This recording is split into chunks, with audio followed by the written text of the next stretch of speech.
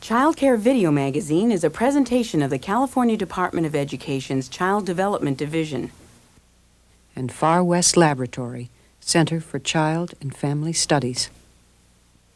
In this video, we've asked child care professionals to help us illustrate the importance of getting in tune with infants and toddlers. Some scenes have been staged.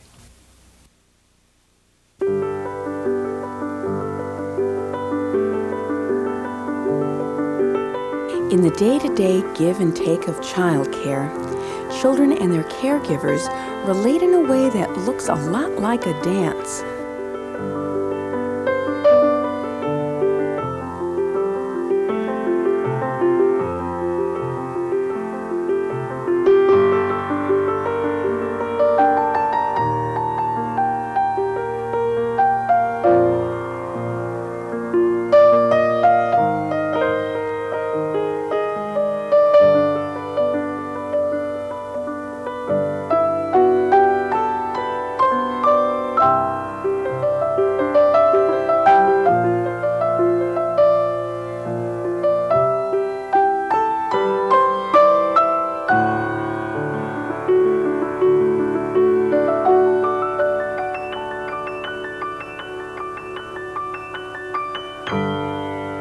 The child leads. The caregiver picks up the rhythm and follows. Sometimes it's just a little thing that makes the difference.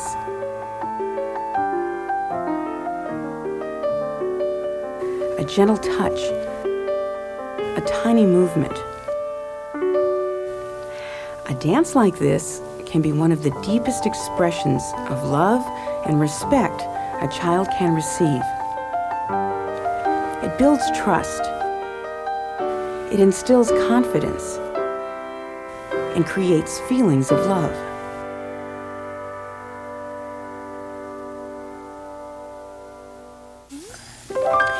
When a caregiver reads and responds to a child's messages with sensitivity, the child's hunger to be understood is satisfied.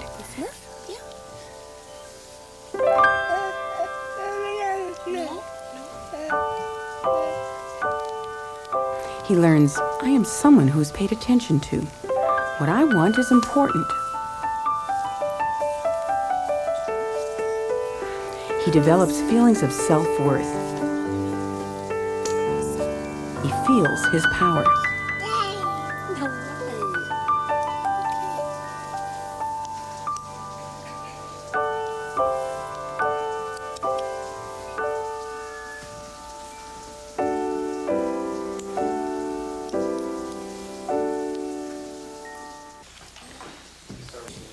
But the dance doesn't always go smoothly.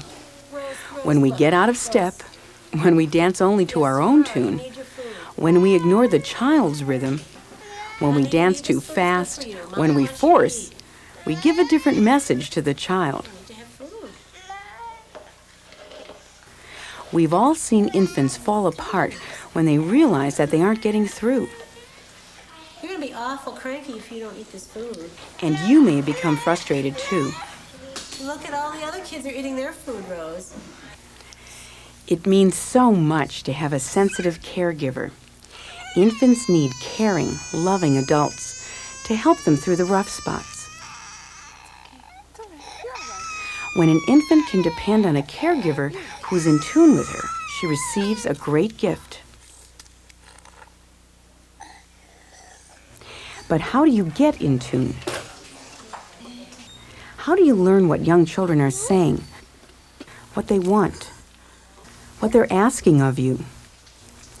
How do you become a caregiver who can understand children's messages and respond appropriately? Sometimes when a caregiver is in tune, it doesn't look like she's doing anything special. You put the hat on? But looks can be deceiving. This caregiver is respectful. Oh, Elena. She lets the children set the pace. It's a big hat. Guess she doesn't want it on. She recognizes feelings. Don't want that on?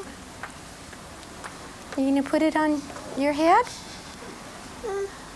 She receives rather than You takes. want me to put it on?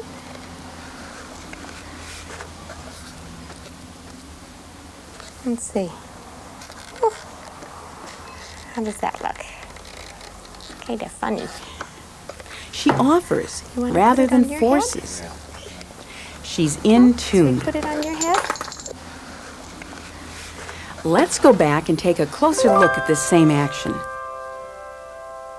And put it on Elena. Oh, Elena. Whoa. It's a big hat. Guess she doesn't want it on. Jill knows that Elena doesn't want the hat on the second time, and may even become upset if that happens. Are you going to put it on your head? By saying to Ya Ting, "Are you going to put it on your head?" she stops Ya Ting's approach to Elena. You want me to put it on? At the same time, she's sensitive to Ya Ting's interest. She allows her to continue playing with the hat, but substitutes herself for Elena. Kind of funny. Jill is in tune, want to put it and on it your didn't head? just happen. She prepared herself. So you put it on your head? There are 4 things to do to prepare yourself to get in tune. Study child development. Get to know your families. Develop self-awareness. Learn to be responsive. A working knowledge of normal infant-toddler development is a good place to start. Children, particularly those under 3, keep growing and changing. They learn, they adapt, and they develop new preferences. That's Jacob in the red pants when he was about 8 months old. And here he is, a little less than a year later. Clearly, he's developed a lot during that year. Learning about development will help you know what to expect of children at different ages and stages.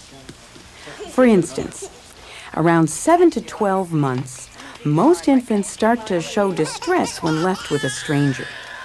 This is normal and doesn't mean that there's something wrong with the stranger, the child, or with you. Around age 2, an increase in resistance and no-saying is common. Sometimes the child resists just to resist, even though it might prove uncomfortable. Don't take these signs of growing independence personally. They are normal. Let's go and sit on the potty, okay? No. In a diaper. In a diaper? No. Let's try sit on the potty. No. In a diaper. No. You don't want to sit on the potty? No. In a diaper. All children go through these and other developmental stages. It's extremely helpful for caregivers to know how all children are similar. And it's just as important to study how children differ. For instance, children are born with temperamental differences. They're born with individual rhythms and styles, their own way of facing the world. Some tend to be harder to please than others. Some have a hard time settling down.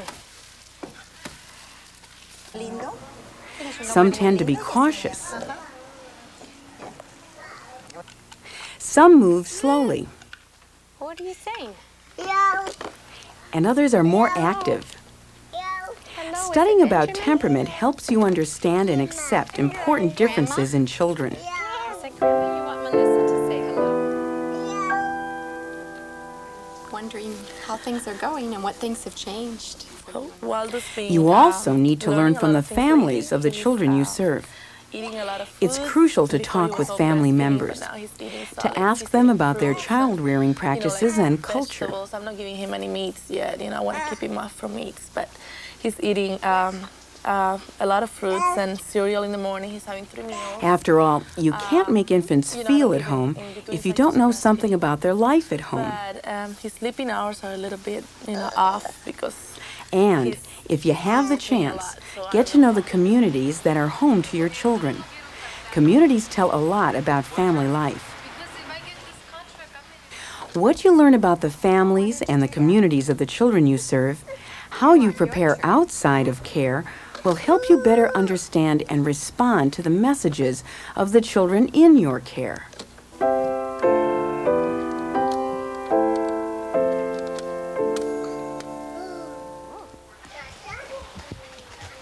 How you respond to the children is also influenced by your own personal feelings.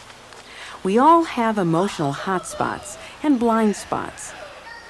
One common hotspot is fear. We stage this scene to illustrate the impact of a caregiver's fear. Watch out, you're gonna fall! You scared me, Annalise. Of course, children need caregivers who are concerned for their safety. But this caregiver's fear got in the way. Watch what happens when the caregiver waits before she acts on her fears. Your turn. She takes a little time to watch what is happening with the children. The children appear calm and confident, but even so, she's a little nervous. Do you need some help?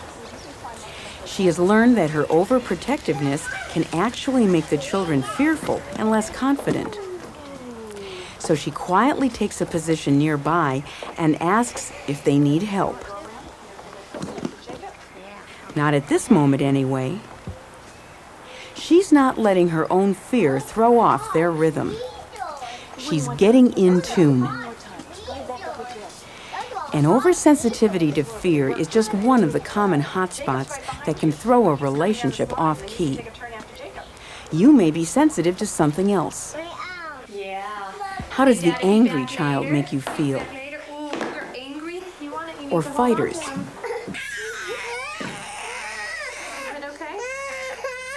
Or an active child? Or a child who won't be comforted? These are all common hotspots. When we are working with children, we don't always pay enough attention to how we are feeling. One way to be more aware of how you feel is to take time.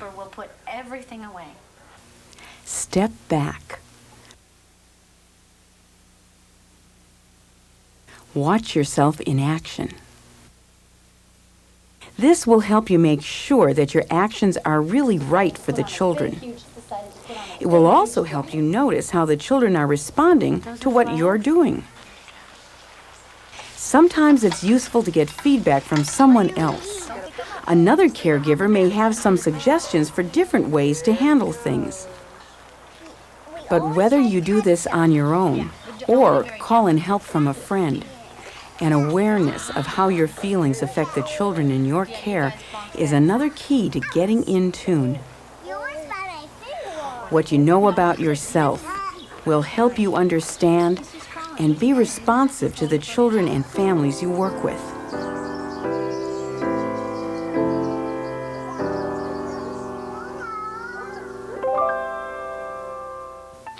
Being responsive to children is a continuing process of give and take, a process that can be learned. It can be broken down into just 3 steps that make it easier to remember. Watch, ask, adapt.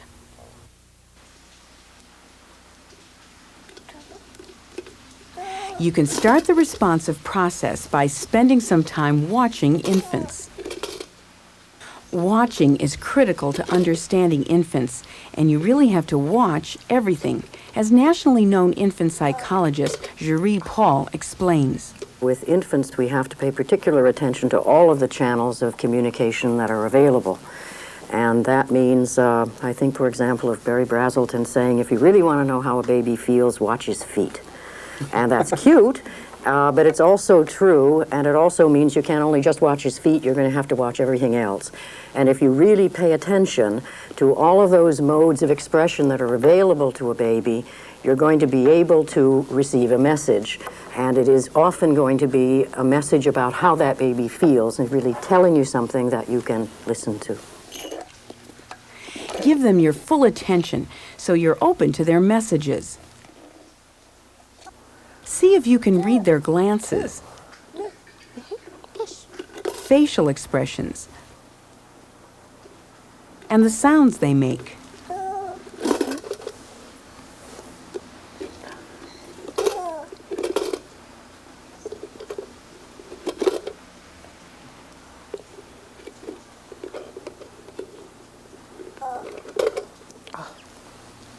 The next step in the responsive process is asking what the child's actions, or lack of actions, means. What's he trying to tell you? Open. Okay. If it seems strange to think of asking an infant to tell you something, here's what another prominent infant expert told us about the importance of finding out what babies have to say. I go as far as asking the baby, the 2-week-old baby or younger, well, I see you seem to be unhappy. What can I do? I don't know what makes you unhappy, but I want to learn it. Open. Want me to open it? No. Okay. By asking, you invite the baby to give you an answer, to be a partner. You see, I don't believe that we know better what a baby needs or how to be a baby than that baby. So I want to learn from an infant rather than teach the infant. And you never really know about an infant once and for all. You have to keep asking, because she can shift her interest from one moment to the next. So no matter how well you know the child, there's always the chance that she's changed, that you may not know what she likes or is like at this particular moment. That's why asking is so important. The scarf. It's a pretty scarf. With practice, watching and asking becomes second nature, part of what you do when you're with children. Watching and asking will help you adapt, to read the child and respond appropriately. Miranda is looking at Quita with interest. Quita knows that Miranda loves to have songs sung to her, so Quita starts out singing one of Miranda's favorite songs. Alright, alright.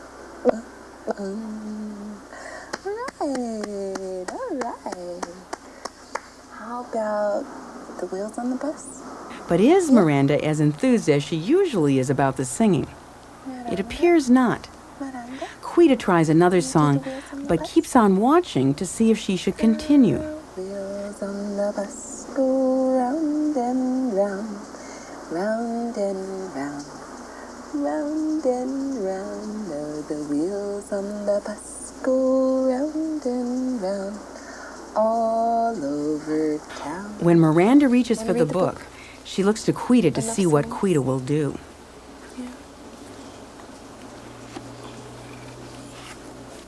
Quita adapts. She stops singing and turns her attention to the book. She's getting in tune with Miranda. What's that? Apple? Apple, yum. Oh, wow. What's that? What are those? Babies. Babies. Yeah. After a while, Miranda begins to lose interest in the book. What next? She picks up a ball and again looks at Quita, this time with a playful message. Ready?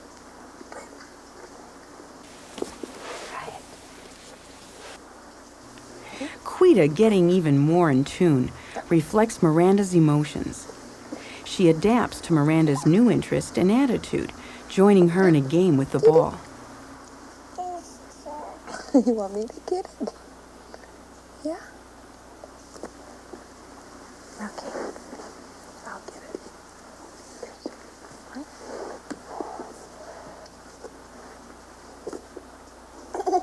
it. Now she's watching, asking, and adapting all at the same time. She dances through the responsive process. Quita has become more deeply in tune with Miranda. Their dance is lively and playful, and more important than that, satisfying to both of them.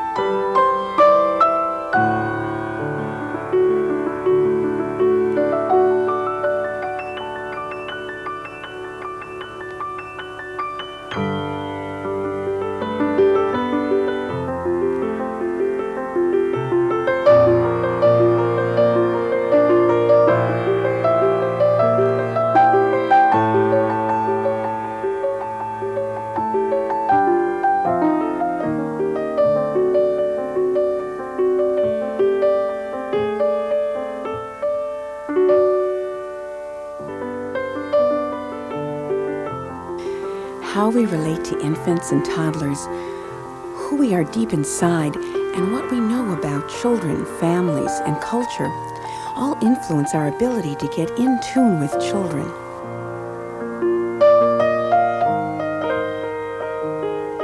For it to happen in group care, caregivers need to prepare in a balanced way.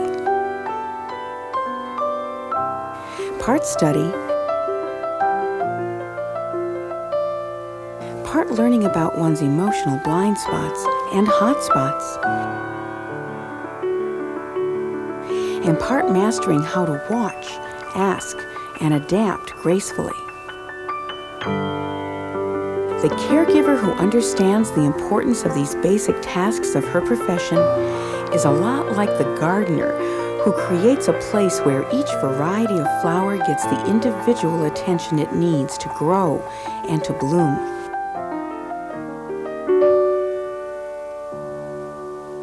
For the children, this means that they are lucky enough to have been blessed with a sensitive and loving friend who is helping them to blossom emotionally.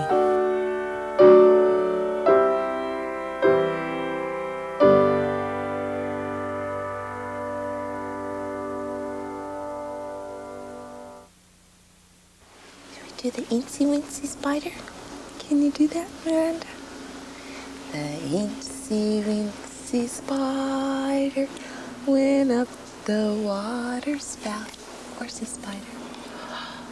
Down came the rain and washed the spider out.